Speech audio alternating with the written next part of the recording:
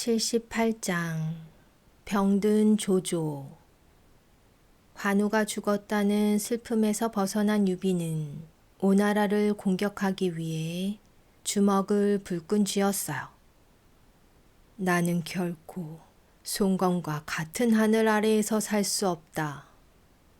제갈공명은 그런 유비를 안타까운 눈길로 바라보다 조심스럽게 입을 열었어요. 첩자의 보고에 따르면 송건은 관우 장군의 목을 조조에게 바쳤고 관우의 목을 받은 조조는 관우 장군을 형주의 왕이란 뜻의 형왕이라 칭하며 정성껏 장례를 지내주었다고 합니다. 공명의 말에 유비는 의아한 표정으로 물었어요. 조조가 어찌하여 그토록 예의를 차려 장례를 치렀단 말이오. 공명이 대답했어요. 송건은 우리가 공격할 것이 두려워 관우 장군을 죽인 것을 조조에게 덮어씌우려 했었고 조조가 그것을 알아차리고 정성껏 장례를 치러줌으로써 우리의 분노를 가라앉힐 생각이었던 것 같습니다. 유비가 입술을 깨물며 단호히 말했어요. 그렇다면 송건은 더욱 나쁜 놈이 아니오. 나는 당장 군사를 거느리고 가 송건의 죄를 물을 것이오. 유비가 당장이라도 군사를 몰고 쳐들어가려고 하자 공명이 깜짝 놀라며 간곡히 말렸어요. 안 됩니다. 지금 우리가 송건을 공격한다면 조조는 기다렸다는 듯 우리를 공격해 올 것입니다. 송건 또한 온갖 꾀를 내어 조조와 우리가 싸우기만을 기다리고 있습니다. 오죽했으면 송건이 관우 장군의 잘린 머리를 조조에게 바쳤겠습니까? 조조는 자신에게 책임을 돌리려는 송건의 꾀를 눈치채고 관우 장군의 머리를 정성을 다하여 장례를 치러주었습니다. 이런 때에 함부로 군사로 움직였다가 적들의 꾀에 그대로 넘어가는 것이니 부디 관우 장군의 장례를 마친 후 송건과 조조의 사이가 나빠질 때까지 기다렸다가 공격해야 할 것입니다. 유비는 공명을 비롯한 모든 장수와 신하들이 땅에 엎드려 군사를 일으키는 것에 반대하자 어쩔 수 없이 고개를 끄덕이고 관우의 장례식을 먼저 치르기로 했어요. 조조는 낙양의 행궁에 머물고 있었어요. 그런데 송건으로부터 관우의 머리를 받아 장례를 치른 후 조조의 꿈에 관우가 나타나 괴롭히니 조조는 단 하루도 편히 잠을 이룰 수 없었어요. 조조는 몸이 떨리고 머리가 지끈거려 제대로 잘 수도 먹을 수도 없으니 조조의 얼굴에는 핏기가 없고 몸은 점점 말라갔어요. 매일같이 시달리던 조조가 헬쓱한 얼굴로 신하에게 물었어요. 정성을 다하여 관우의 장례를 치러주었는데도 어찌하여 나를 이렇게 괴롭히는지 모르겠구나. 신하가 대답했어요. 이곳 낙양의 궁궐은 오래되어 온갖 귀신들이 들끓고 있습니다. 새로 궁궐을 지어 그곳에 머무시는 것이 어떻겠습니까? 조조가 힘겹게 고개를 들며 신하에게 되물었어요. 새로 궁궐을 지으면 귀신들이 물러나겠느냐? 신하가 고개를 끄덕이며 대답했어요. 물론입니다. 이곳 낙양성에서 10여 킬로미터쯤 가면 약용담이라는 큰 못이 있고 그 앞에는 양용사라는 사당이 있습니다. 그 사당 옆에 커다란 배나무 한 그루가 있는데 그 배나무를 대들보 삼아 새 궁궐을 삼으면 귀신들이 물러날 것입니다. 조조는 즉시 목수들을 불러 모아 그 배나무를 베어오게 했어요. 다음 날 양용사로 떠났던 목수들이 빈손으로 돌아와 조조에게 보고했어요. 양용사의 배나무는 톱으로 썰어도 썰리지 않고 도끼로 찍어도 도끼날이 들어가지 않아 도저히 벨 수 없었습니다. 화들짝 놀란 조조는 목수들을 데리고 양용사로 직접 가보았어요. 소문대로 양용사의 배나무는 매우 크고 장대했어요. 곱게 뻗은 줄기는 사람 키의 10배는 넘어 보였으며 커다란 지붕처럼 풍성하게 드리운 가지는 넉넉한 그늘을 만들어주고 있었어요. 조조는 나무 아래에서 한참 동안이나 배나무를 살펴보고는 비아냥거리기 시작했어요. 이놈들아, 너희들이 나무를 자르려 했다면 어찌하여 톱질 자국 하나, 도끼질 자국 하나 남아있지 않느냐? 톱질을 해보지도 않고 거짓말을 하는 것이 아니냐? 비켜라, 내가 직접 나무를 잘라 보이겠다. 조조가 허리춤에 찬 칼을 뽑아 높이 치켜드니 마을에 살던 노인 여러 명이 달려와 눈물을 흘리며 조조를 향해 엎드려 애원하기 시작했어요. 대왕폐하, 이 배나무는 수백 년이나 묵은 신령스러운 나무입니다. 이 나무에는 신이 살고 있다고 믿고 있습니다. 그러니 부디 이 나무를 베지 마십시오. 노인의 말에 조조는 고웃음을 쳤어요. 한낱나무 따위에 무슨 신이 살고 있다는 말이냐. 나는 지난 40년 동안 온갖 전쟁터를 누비며 살아와 두려운 것이 없는 사람이다. 천하의 모든 사람들이 나를 두려워하는데 누가 감히 나를 해치겠느냐. 내 직접 이 나무를 잘라 너희들의 믿음이 거짓임을 보여주겠다. 조조는 머리 높이 칼을 치켜들며 나무를 향해 힘껏 내리쳤어요. 그때였어요.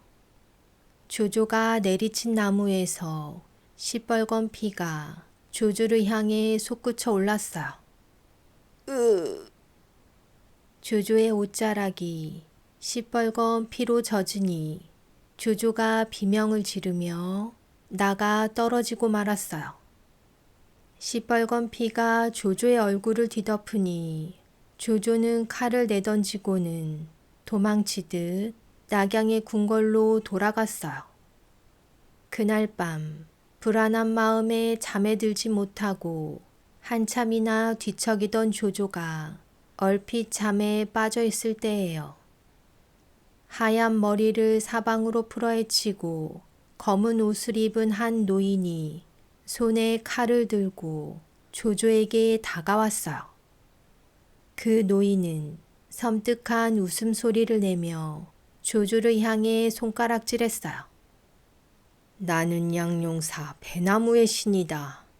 니놈이 궁궐을 새로 지어 황제의 자리에 오르려고 내 몸에 칼을 댔으니 나 또한 니놈의 몸을 두 동강이 내주겠다.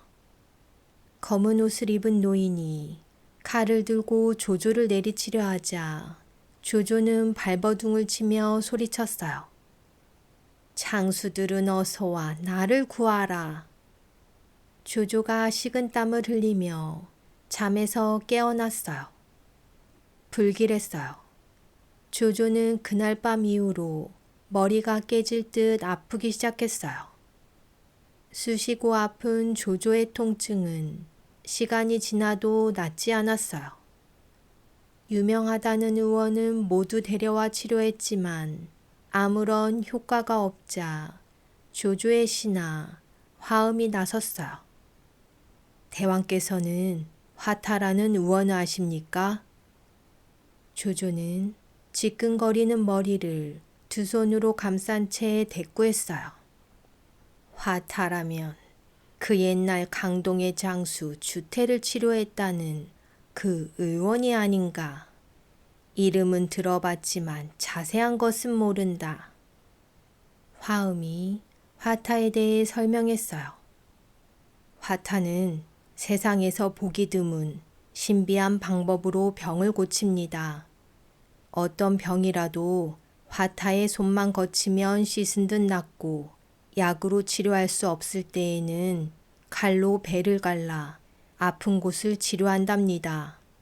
바늘로 찢은 배를 꿰매고 약을 바르면 한 달 만에 완전히 낫는다고 하니 화타의 솜씨는 신의 솜씨라 해도 절대 과장된 것이 아닙니다. 화타의 신비한 능력은 이뿐이 아닙니다. 어느 날 화타가 길을 가다 한 사람이 쓰러진 것을 보고 체에서 생긴 병이 아닌가 하고 물었답니다. 환자가 고개를 끄덕이자 화타가 마늘즙을 한 사발 먹이니 놀랍게도 환자가 30cm나 되는 기다란 뱀을 토해내고 씻은 듯 나았다고 합니다. 한 번은 이런 일도 있었습니다.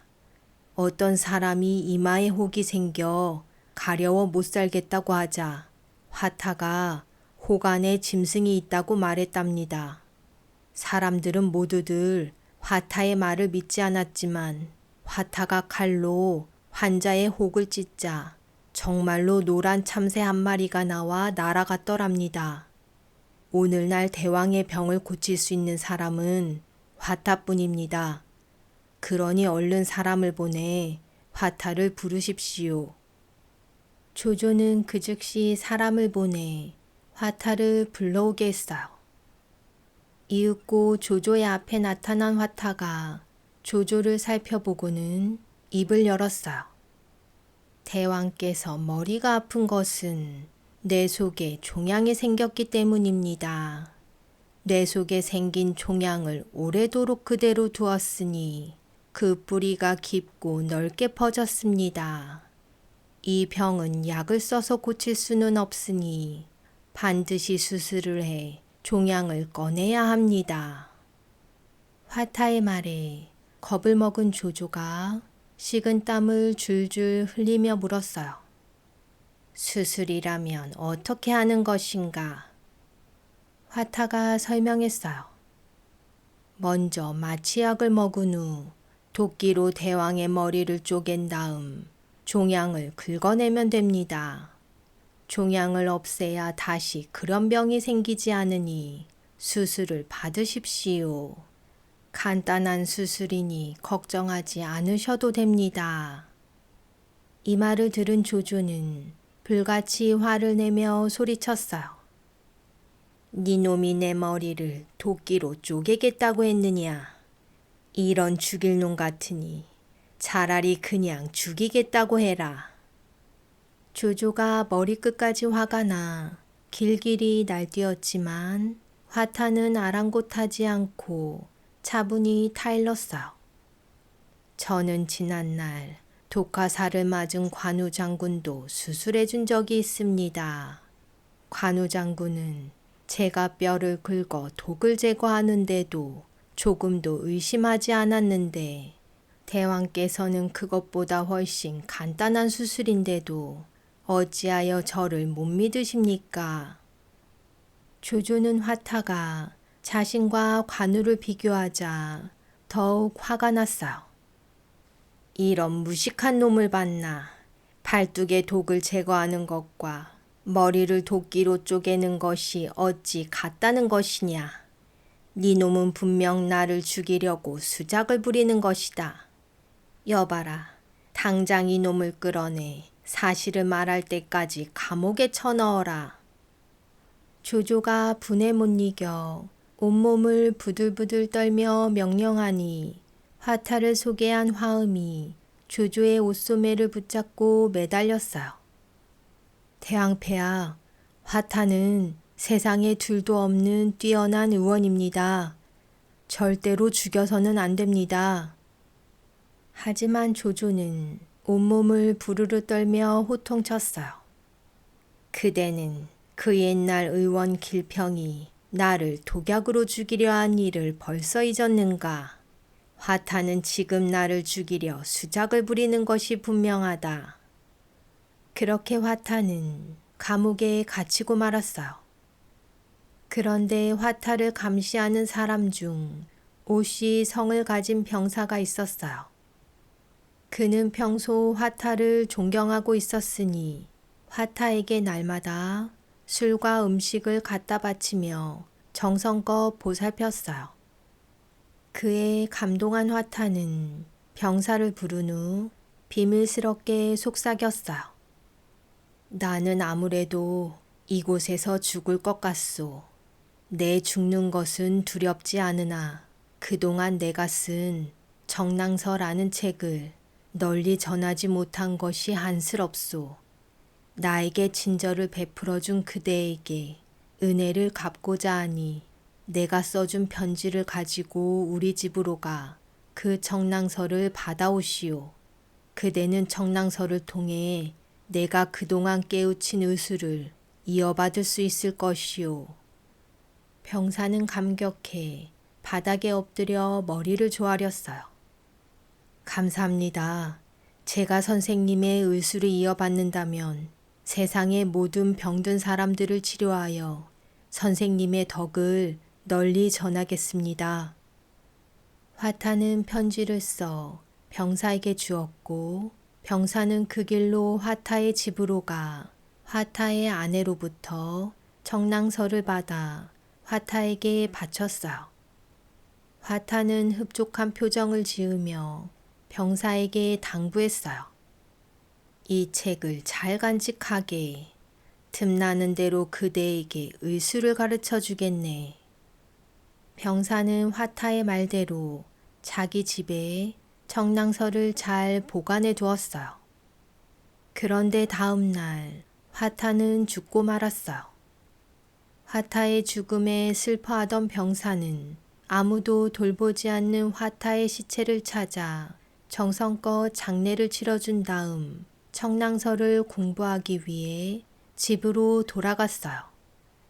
막 집으로 들어서는 병사의 눈에 그의 아내가 청랑서에 불을 붙여 아궁이에 집어넣고 있었어요. 멈추시오. 소스라치게 놀란 병사가 황급히 뛰어가 아궁이에서 불타고 있던 청랑서를 끄집어냈어요. 하지만 청랑서는 이미 모두 타버리고 달랑 2장만 남아 있었어요. 이 책이 얼마나 귀중한 책인데 불에 태운단 말이오. 병사가 얼굴을 붉히며 나무라자 아내가 대답했어요. 저는 유명한 의원의 아내가 되기보다는 평범한 남자의 아내가 되고 싶습니다. 당신이 의술을 배워 훌륭한 의원이 된다 한들 화타 선생님처럼 감옥에서 죽는다면 그것이 무슨 소용이 있겠습니까? 차라리 의술을 배우지 말고 저와 함께 오래오래 평범하게 살길 바랄 뿐입니다. 아내가 눈물을 흘리며 말하자 병사는 이러지도 저러지도 못하고 발만 동동 굴렸어요. 그렇게 화타가 지은 청랑서는 불에 타 없어져 버렸고 오늘날 전해져 내려오는 것은 타다 남은 2장에 적힌 내용뿐인데 그것은 닭을 고아 감기를 치료하는 방법뿐이었어요. 훗날 사람들은 이때의 일을 안타까워하며 시를 지으니 그 내용은 다음과 같았어요. 화타의 의술은 남의 집 담을 넘어 꿰뚫어 보는 듯 했다. 아 슬퍼라. 이제 사람도 죽고 책마저 불탔으니 사람들은 영원히 청랑서를 다시 볼 수 없게 되었네. 화타가 죽은 후 조조의 병은 더욱 심해져 눈앞에 있는 사람도 알아보지 못하고 정신을 놓는 일이 잦았어요. 그러던 어느 날 조조는 말 3마리가 하나의 여물통에 머리를 쳐박고 먹이를 먹는 꿈을 꾸었어요. 불길한 느낌이 든 조조가 그의 책략가 가오를 불러 물었어요. 예전에도 이런 꿈을 꾸어 마등 부자를 죽인 적이 있었는데 또다시 이런 꿈을 꾸니 이것은 과연 무슨 징조인가? 가오가 대답했어요. 걱정하실 필요 없습니다. 원래 말은 복을 뜻합니다. 말 3마리가 한 여물통에 모였으니 이것은 복이 저절로 굴러 들어올 징조입니다. 앞으로 대왕께 좋은 일이 일어날 것이니 걱정 마십시오. 가오는 조조가 화를 낼까 두려워 좋은 말로 거짓을 말했지만 사실 조조의 꿈은 앞으로 위나라가 마씨 성을 가진 3사람에 의해 망할 것임을 뜻하는 꿈이었어요. 마씨 성을 가진 3사람이란 바로 사마의, 사마사, 사마소를 가리키며 조씨들은 그들에 의해 망한다는 뜻이었어요. 앞으로 나라가 망할 꿈을 꾸고도 그 뜻을 알 리 없던 조조는 가우의 말만 듣고 안심했어요. 어느 날 밤 조조는 머리가 깨질 듯한 통증을 느끼며 초췌한 얼굴로 책상에 엎드려 있었어요. 그때였어요. 칼로 바람을 가르는 듯한 날카로운 비명소리가 들렸어요.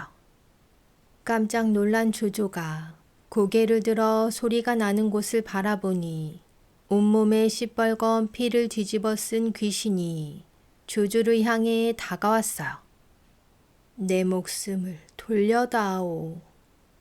조조의 눈앞에 억울하게 목숨을 잃은 복항우와 동비, 그리고 보관, 동승 등 20명이 넘는 모습이 아른거렸어요. 조조는 허리춤에 차고 있던 칼을 뽑아 허공을 향해 휘두르며 소리쳤어요. 어서 물러나지 못하겠느냐. 이것들이 나를 죽이려 몰려왔구나. 사방을 향해 정신없이 칼을 휘두르던 조조는 결국 힘이 빠져 쓰러졌어요. 그렇게 시작된 조조의 환각은 다음 날도 그 다음 날도 계속되었어요. 조조의 손에 죽은 수많은 사람들이 귀신이 되어 입에 피를 질질 흘리며 몰려와 조조를 괴롭혔어요. 어찌하여 죄도 없는 우리를 죽인 것이냐. 겁에 질린 조조는 온몸을 부들부들 떨며 신하들을 불러 모아 물었어요. 요즘 들어 자꾸 헛것이 보이니 어찌하면 좋겠느냐. 신하 하나가 대답했어요. 대왕의 병은 마음에서 온 것이니 무당을 불러 구술해야 합니다. 조조는 고개를 가로저었어요. 공자님이 말씀하시길 하늘에 죄를 지은 자는 기도를 하여도 소용이 없다고 하였다. 내가 지은 죄가 많아 고통을 당하는 것을 구술한들 무슨 소용이 있겠느냐. 이제 내가 살 날이 얼마 남지 않았나 보다. 사람들이 말하길 사람이 죽을 때가 되면 진실을 말한다고 하더니 조조 또한 스스로 목숨이 다했음을 알고 자신의 잘못을 뉘우치기 시작했어요.